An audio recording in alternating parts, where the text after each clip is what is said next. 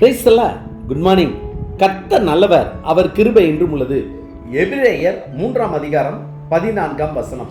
நாம் ஆரம்பத்திலே கொண்ட நம்பிக்கையை முடிவு பரியந்தம் உறுதியாய் பற்றி கொண்டிருப்போமாயில் கிறிஸ்துவின் இடத்தில் பங்குள்ளவர்களாய் இருப்போம்.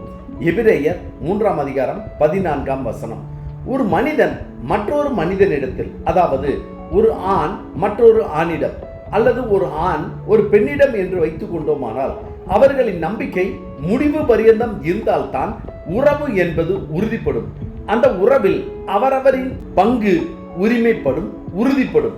மனிதர்களின் உறவிலேயே நம்பிக்கை முடிவு பரியந்தம் இருந்தால்தான் உரிமையில் பங்குள்ளவர்களாக இருக்கிறோம். அதே போல்தான் கிறிஸ்துவின் இடத்தில் நாம் பங்குள்ளவர்களாக இருக்க வேண்டுமா? அதாவது அவருடைய எல்லா ஆசீர்வாதங்களையும், கிருபையையும், தயவையும், இரக்கத்தையும் பெற வேண்டுமா? அப்படியெனில் நாம் தேவன் மேல் வைத்த நம்பிக்கையை முடிவு பரியந்தம் உறுதியாய் பற்றி கொண்டிருக்க வேண்டும். என் நாமத்தின் நிமித்தம் நீங்கள் எல்லோராலும் பகைக்கப்படுவீர்கள், முடிவு பரியந்தம் நிலைத்திருப்பவனே ரட்சிக்கப்படுவான் என்று ஆண்டவராய் இயேசு கிறிஸ்து சொல்லி இருக்கிறார். சில சமயங்களில் நாம் நினைத்த காரியங்கள், நாம் விரும்புகிற காரியங்கள், நாம் ஆண்டவரிடத்தில் வேண்டிக் கொள்கிற காரியங்கள் நடக்கவில்லை என்றால் அவர் மேல் உள்ள நம்பிக்கையில் குறைவுபடுகிறோம். அவர் எனக்கு ஒன்றுமே செய்யவில்லை, அவர் என்னை கைவிட்டு விட்டார் என்று புலம்புகிறோம். இறுதி வரை ஓடுகிறவனே வெற்றி பெறுகிறார். சிங்கக்கபியில் போடப்பட்ட தானியேல் முடிவு பரியந்தம் தேவன் மேல் நம்பிக்கையாய் இருந்தார். சிறைச்சாலையில் போடப்பட்ட பவுலும் முடிவு பரியந்தம் நம்பிக்கையாய் இருந்தார். என்ன நடந்தாலும், எது நடந்தாலும் தேவன் மேல் முடிவு பரியந்தம் நம்பிக்கையாய் இருப்போம்.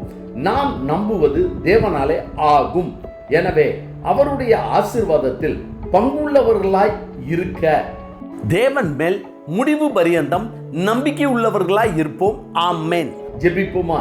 சர்வ வல்லமை உள்ள சேனைகளின் தேவனாகிய கர்த்தாவே, மனிதர்கள் மேல் வைக்கிற நம்பிக்கை மாறுவது போல் இல்லாமல் உம்மேல் நாங்கள் வைத்திருக்கிற நம்பிக்கை முடிவு பரியந்தமும் நிலைத்திருக்கக்கூடிய அந்த கிருபையை கர்த்தர் எங்களுக்கு தரும்படியாய் நாங்கள் ஜெபிக்கிறோம். கர்த்தாவே, இந்த நாளை நீர் எங்களுக்கு கொடுத்ததற்காய் நன்றி. இந்த நாள் முழுவதும் உம்முடைய வல்லமையின் கரம் எங்களோடு கூட இருந்து எங்களை பாதுகாத்து வழி நடத்தி எங்கள் தேவைகளை சந்திக்கும்படியாய் இயேசு கிறிஸ்துவின் நாமத்தில் ஜெபிக்கிறோம் நல்ல பிதாவே. ஆமேன், ஆமேன். கர்த்தர் நல்லவர், அவர் கிருபை இன்று முழுவதும் நம்மோடு கூட இருப்பதாக. ஆமென்.